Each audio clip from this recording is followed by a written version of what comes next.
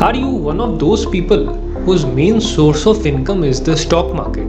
If yes, do you have the same level of confidence in it as someone working a stable 9 to 5 job or someone running a well established family business?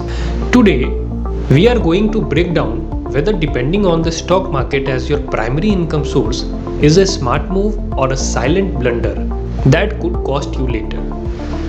Thousands of people are stuck on this exact question, and by the end of this video, you will know exactly where you stand. So make sure to watch every second of this video. When it comes to the stock market, most people have theories ready on their fingertips. They often say things like it's emotionally draining, consistent profits are rare, returns are not guaranteed.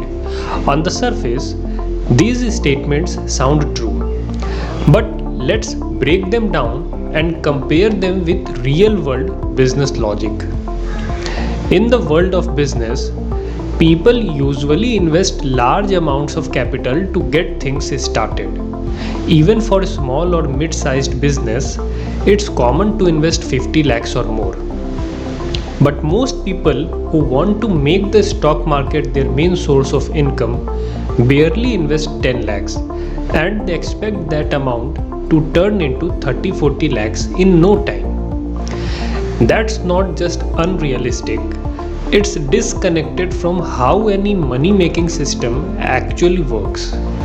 In well established businesses, the average monthly return is 2 to 4% of total capital invested in that business.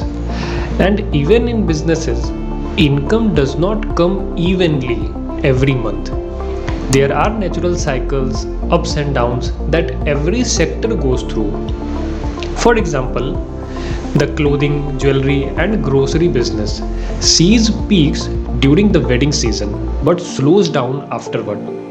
Hotel bookings spike during Navratri or tourist season. Soft drink and bottled water sell more in summer.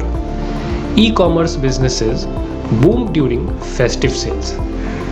And just like that, the stock market also follows cycles. Typically, out of 12 months, 6 to 8 months are bullish and 4 to 6 months are dull or bearish.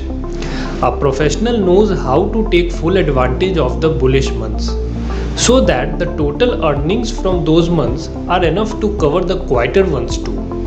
That's how, when you average everything over the year, you may end up making monthly return of 3 to 6% of total capital invested, which is still better than what most traditional businesses offer. Also, in business, not all the money rotates freely every month. Sometimes it gets stuck in inventory like seasonal items or unsold products that may not move for months. Sometimes wrong purchasing decisions lock in funds, and at times clients don't pay, creating bad debts. The same happens in the stock market.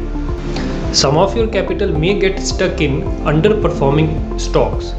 You might buy something that doesn't move for months.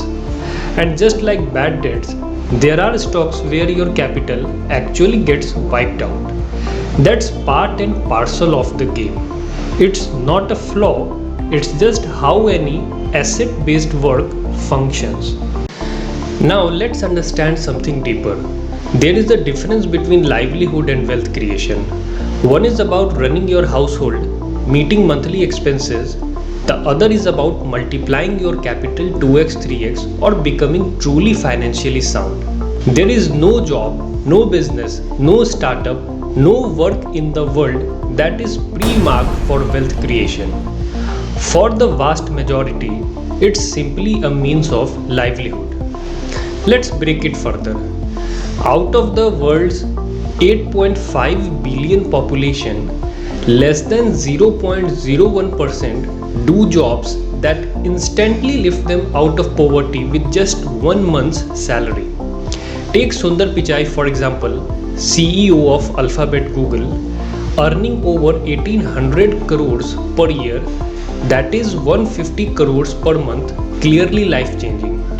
Similarly, only about 0.001% of the world's population reaches the level of Elon Musk, who runs multi-billion dollar companies like Tesla and SpaceX, creating unimaginable wealth. But if we talk about normal people, which includes most of us, whether they are salaried or self employed, the primary focus is on managing monthly expenses.